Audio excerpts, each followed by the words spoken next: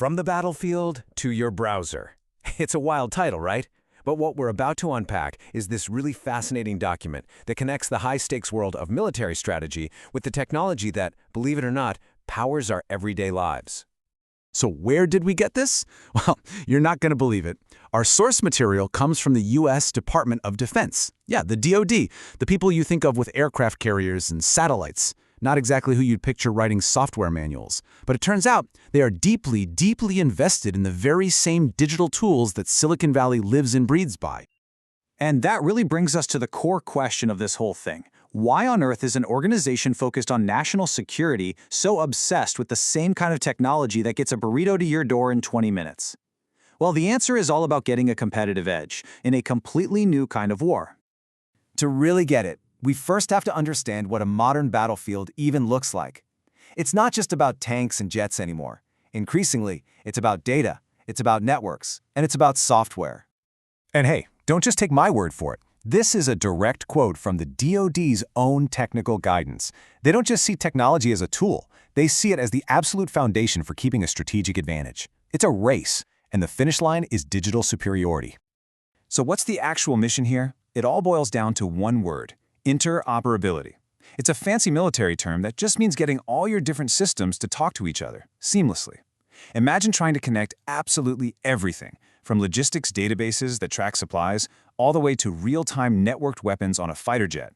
This massive vision is called CJADC2, and the challenge is just huge, linking thousands of separate, sometimes ancient systems into one single coherent force. So how in the world do you connect thousands of things that were never designed to work together in the first place? You need a universal translator, right? A kind of digital middleman. And that brings us to the hero of our story, the API. An API, or Application Programming Interface, is basically a set of rules that lets different software programs talk to each other. The easiest way to think about it is like a waiter in a restaurant. You don't need to know how the kitchen works. You just give your order to the waiter, that's the API, and they bring you the food. The API is that waiter for software, taking requests and delivering data in a totally standard way. And the DoD has this really smart way of visualizing this. From a system perspective, they see an API as a kind of universal socket, like a wall outlet. You can plug any appliance into it as long as it has the right plug. An API lets any two compliant systems just plug into each other and start sharing data. Now, from a data perspective, the API is more like the rulebook. It's the automated standard that dictates how information flows.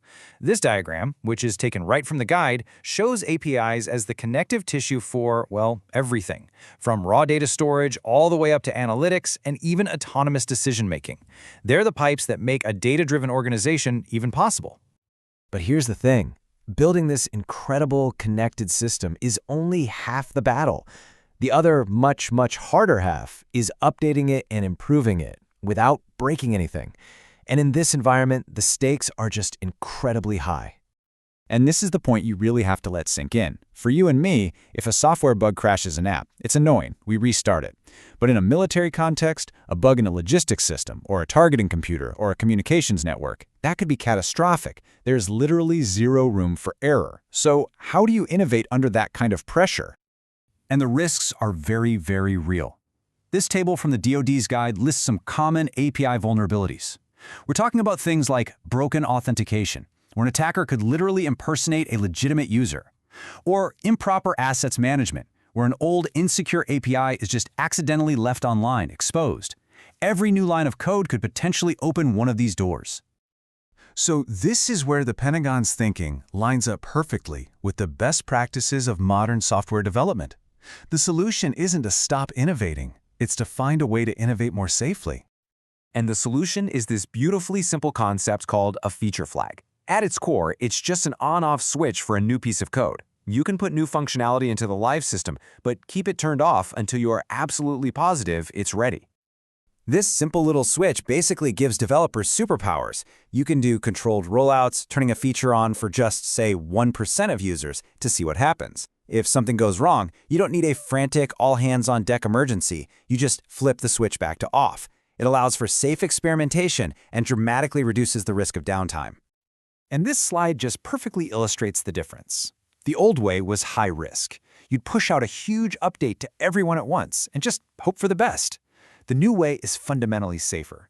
New code is deployed, but it's dormant until you decide to turn it on. That shift from high stress to low stress is an absolute game changer for any development team, whether they're building a social media app or a command and control system.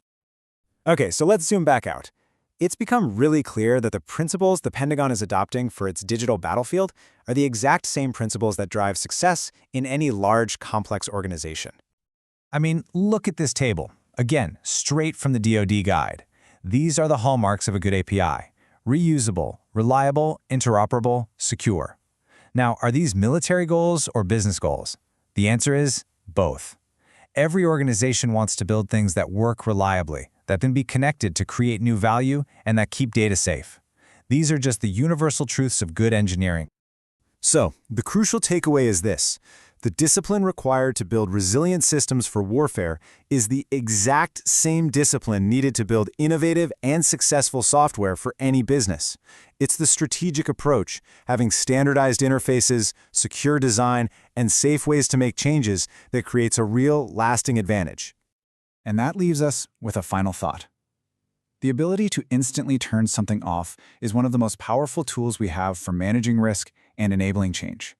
So, as you look at the complex systems in your own world, in your work, ask yourself, what critical feature needs an off switch?